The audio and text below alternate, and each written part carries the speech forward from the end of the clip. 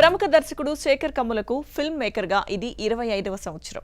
2000 సంవత్సరంలో డాలర్ డ్రీమ్స్తో ఆయన కెరీర్ మొదలైంది. మొదటి చిత్రంతోనే బెస్ట్ డెబ్యూ డైరెక్టర్గా నేషనల్ అవార్డు అందుకున్నాడు. ఆ తర్వాత కూడా పలు చిత్రాలకు ఉత్తమ దర్శకుడిగా నంది అవార్డు అందుకున్నాడు శేఖర్ కమ్ముల.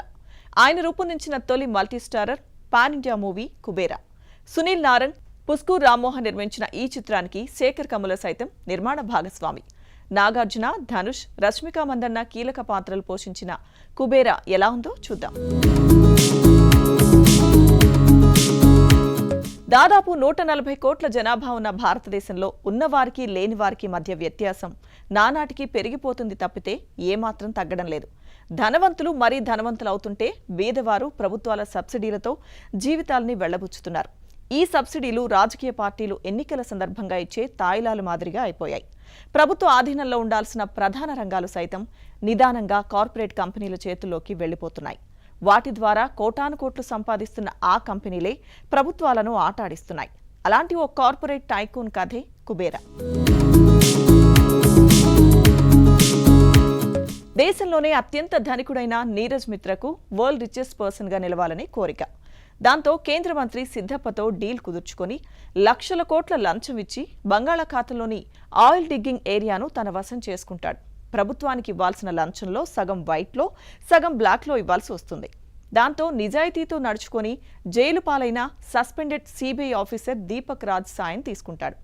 అతన్ని జైలు నుంచి బయటకు తీసుకొచ్చి ఈ డీల్ను ఫుల్ఫిల్ చేసే పనిని అప్పగిస్తాడు. రంగంలోకి దిగిన దీపక్ నలుగురు బిచ్చగాళ్లను ఎంచుకొని వారి ద్వారా కథ నడుపుతాడు. అలా వీరెంచుకున్న దేవా అనే బిచ్చగాడి కారణంగా పరిస్థితులు చేజారిపోతాయి. ప్రభుత్వానికి, సంబంధిత అధికారులకు నీరజ్ ఇవ్వాల్సిన లక్షల కోట్ల లంచం ముట్టచెప్పగలిగాడా? వరల్డ్ రిచెస్ట్ పర్సన్ కావాలనుకున్న నీరజ్ కోరిక నెరవేరిందా?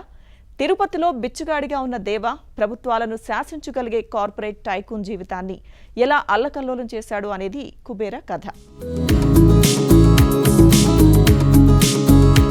రాజకీయ నాయకులకు బినామీలున్నట్టే కార్పొరేట్ సంస్థలు సైతం బినామీలతో షెల్ కంపెనీస్ నిర్వహిస్తూ ఉంటాయి.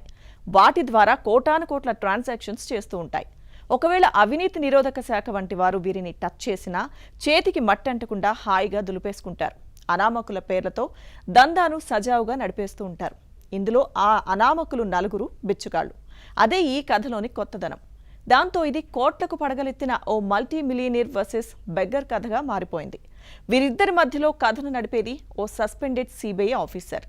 ఇలాంటి ఓ కథను 3 గంటల సినిమాగా తీసి ప్రేక్షకులను మెప్పించడం అనేది చాలా కష్టసాధ్యం.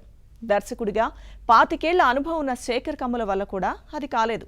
ఈ కథను మరింత విపులంగా, లోతుగా రాసుకొని 7-8 ఎపిసోడ్స్ వెబ్ సిరీస్ తీసి ఉంటే బాగుండేది. దానికి ఇంతటి భారీ తారాగణం అవసరం కూడా ఉండదు. ఈ మధ్యకాలంలో స్టార్ హీరోలు బిచ్చగాడి పాత్రలు చేయడానికి పోటీ పడుతున్నట్టుగా ఉంది. సినిమా మొత్తం కాకపోయినా కొన్ని సన్నివేశాల్లో అయినా ఇలా డీగ్లామర్గా కనిపించడం జరుగుతోంది. అప్పట్లో విజయ్ యాంటోనీ ఏకంగా బిచ్చగాడి పేరుతోనే సినిమా తీసేశాడు.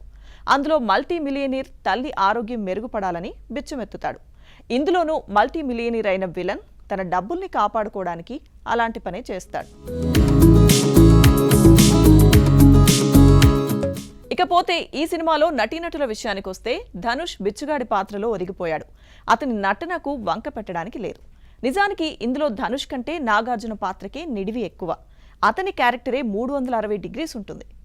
తీవ్ర మానసిక సంఘర్షణకు లోనయ్యే ఆ పాత్రను నాగ్ బాగానే చేశాడు. అయితే ఆ క్యారెక్టర్కు సినిమాటిక్ ముగింపు ఇవ్వడంలో తేలిపోయింది. ఇక రష్మిక మందన్న పాత్రను చూస్తుంటే చూడాలని ఉందిలో సౌందర్య గుర్తొస్తుంది. ఆమె ప్రమేయం లేకుండానే పలు సంఘటనల్లో ఇరుక్కుపోతుంది. ఈ సినిమా చేయడం కూడా అలాంటిదే అనిపిస్తోంది. రష్మికపై చిత్రీకరించిన పాటను కూడా నిడివి దృష్ట్యా తొలగించారు. బహుశా ఓటీటీలో యాడ్ చేస్తారేమో. నటీనటుల్లో చెప్పుకోవాల్సిన మరో వ్యక్తి జిమ్సార్ప్. కార్పొరేట్ టైకూన్గా అద్దరగొట్టేశాడు. మిగిలిన వారు సందర్భోచితంగా నటించారు. నాగ్ భార్య పాత్రను సునైన చేసింది. నిజానికి నాగార్జున కార్పొరేట్ టైకూన్ పాత్ర చేసి ఉంటే ఈ మూవీ మరో రకంగా ఉండేది.